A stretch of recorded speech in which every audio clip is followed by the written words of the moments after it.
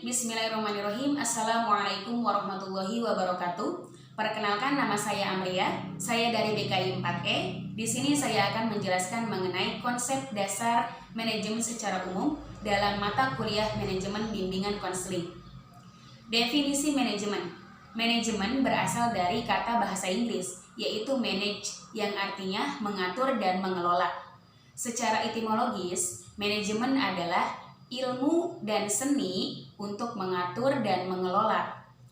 Menurut Henry Fayol, manajemen adalah sebuah proses perencanaan, pengorganisasian, dan pengawasan terhadap sumber daya yang ada guna untuk mencapai tujuan yang efektif dan efisien. Adapun tujuan yang dimiliki oleh manajemen itu sendiri, yaitu yang pertama, mendapatkan hasil yang maksimum dengan upaya yang minimum. Yang kedua, meningkatkan efisiensi faktor-faktor produksi. Yang ketiga, meningkatkan kesejahteraan antara pimpinan dan juga karyawan. Dan yang keempat, yaitu perbaikan manusia dan keadilan sosial. Adapun unsur-unsur yang terdapat di dalam manajemen yaitu ada 6. Yang pertama, manusia. Di dalam manajemen, unsur yang paling utama yaitu manusia, karena yang melaksanakan sebuah perusahaan itu adalah manusia. Yang kedua, yaitu money ataupun uang. Tidak hanya manusia, tetapi di dalam unsur manajemen, uang termasuk unsur yang sangat penting.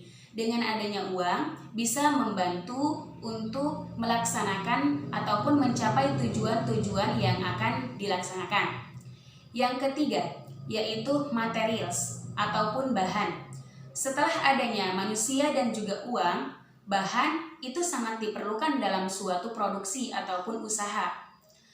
Yang keempat, yaitu metode ataupun cara yang dilakukan. Dengan adanya cara yang tepat ataupun metode yang tepat, maka keberhasilan suatu usaha pun akan didapat. Yang kelima, yaitu mesin.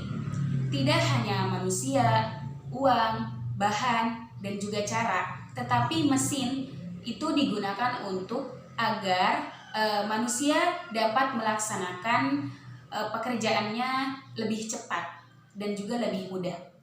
Dan yang keenam, yaitu marketing ataupun pemasaran. Dalam sebuah produksi, pemasaran di sini sangat penting. Dengan adanya pemasaran, maka khalayak ramai pun akan tahu produksi apa yang sudah kita lakukan dan juga tujuan seperti apa yang akan kita laksanakan. Yang selanjutnya yaitu tahapan-tahapan dalam manajemen. Yang pertama yaitu tahap perencanaan. Sebelum melakukan pelaksanaan, tahap perencanaan yaitu rumusan awal yang dilakukan oleh manajer untuk mencapai tujuan apa yang akan kita capai. Yang kedua yaitu tahapan pengorganisasian. Setelah kita merumuskan rencana, yang selanjutnya yaitu kita membentuk struktur.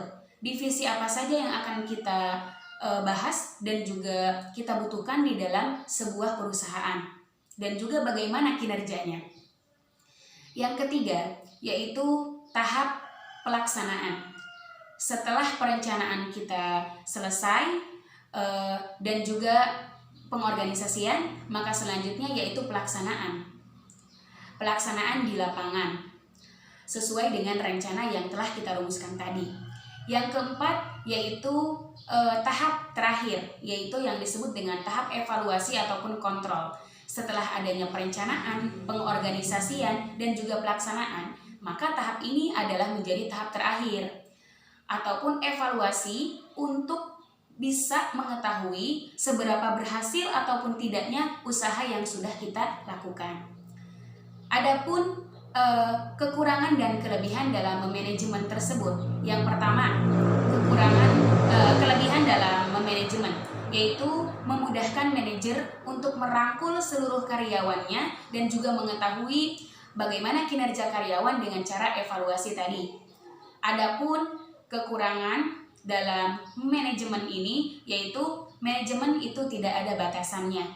Meskipun suatu tujuan yang telah kita capai itu berhasil.